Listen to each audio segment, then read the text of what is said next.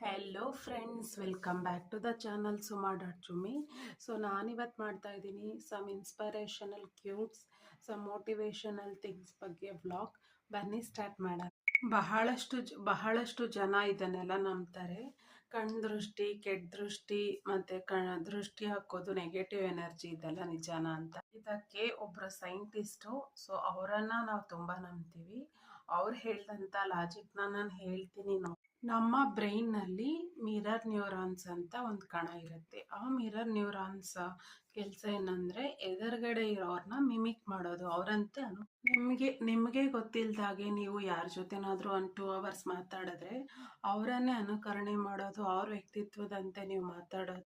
ಎದುರಿಗಿರೋಂಥ ವ್ಯಕ್ತಿಯ ಭಾವನೆನ ಸಬ್ಕಾನ್ಷಿಯಸ್ನೆಸ್ನಲ್ಲಿ ಮಿಮಿಕ್ ಮಾಡೋಕ್ಕೆ ಟ್ರೈ ಮಾಡುತ್ತೆ. ಅದು ಮಿರರ್ ನ್ಯೂರಾನ್ಸ್ ಅಂತ ಒಂದು ನಮ್ಮ ಬ್ರೈನಲ್ಲಿ ಅವೈಲಬಲ್ ಇರೋಂಥ ಒಂದು ಕಣದ ಮೂಲಕ.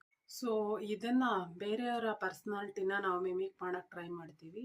ಅದು ನಮ್ಮ ಕಾನ್ಷಿಯಸ್ ಮೈಂಡ್, ಸಬ್ಕಾನ್ಷಿಯಸ್ ಮೈಂಡ್ ಒಳಗಡೆ, ಕಾನ್ಷಿಯಸ್ ಮೈಂಡ್, ಸಬ್ಕಾನ್ಷಿಯಸ್ ಮೈಂಡಲ್ಲಿ ನಾವೇನು ಕಳಿಸಿ ಕಂಡೀಷನ್ ಮಾಡ್ಕೊಂಡಿರ್ತೀವಿ ಅದ್ರ ಮೇಲೆ ಅದು ಡಿಪೆಂಡ್ ಆಗುತ್ತೆ. ಎನಾಕ್ಟ್ ಮಾಡೋ ರೀತಿಲಿ ಅದು ಡಿಪೆಂಡ್ ಆಗಿರುತ್ತೆ. ನಾವೇನು ಸೆಲ್ಫ್ ಕಾನ್ಫಿಡೆಂಟ್ ಇಲ್ಲ ಅಂದರೆ, ನಮ್ಮ ಮೇಲೆ ನಾವು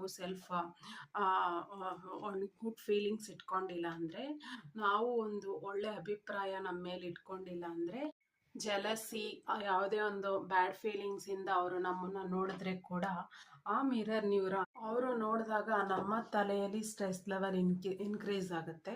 ಕಾರ್ಟಿಸಾಲ್ ಲೆವೆಲ್ಸ್ ಸ್ಪೈಕ್ ಅಪ್ ಆಗುತ್ತೆ. ಇದರಿಂದ ನಮಗೆ ಕೈ ಕಾಲು ನೋವು, ತಲೆನೋವು, ಮೈಕೈ ಸೆಳೆತ, ಸುಸ್ತು, ಟಯರ್ಡ್ನೆಸ್ ಇದೆಲ್ಲ ಆಗುತ್ತೆ. ಅದಕ್ಕೆ ಇದನ್ನ ಪರಿಹಾರವಾಗಿ ಸೊಲ್ಯೂಷನ್ ಆಗಿ ನಮ್ಮ ಹಿಂದಿನ ಕಾಲದವರು ಉಪ್ಪನ್ನ ಸುಡು, ಕೈಗೆ ದಾರ ಕಟ್ಕೊಳ್ಳೋದು, ಆಮೇಲೆ ತೆಗಿಯೋದು, ಇದೆಲ್ಲ ಮಾಡ್ತಾ ಇದ್ರು ನಮ್ಮ ಹಿರಿಯರು. ಇದರಿಂದ ನಾವು ಸ್ವಲ್ಪ ಅಲರ್ಟ್ ಆಗ್ತೀವಿ. ಇದರಿಂದ ನಮ್ಮ ಸಬ್ಕಾನ್ಷಿಯಸ್ ಮೈಂಡ್ಗೂ ನಾವು ಪಾಸಿಟಿವ್ ಎನರ್ಜಿ ಕಳಿಸ್ತೀವಿ.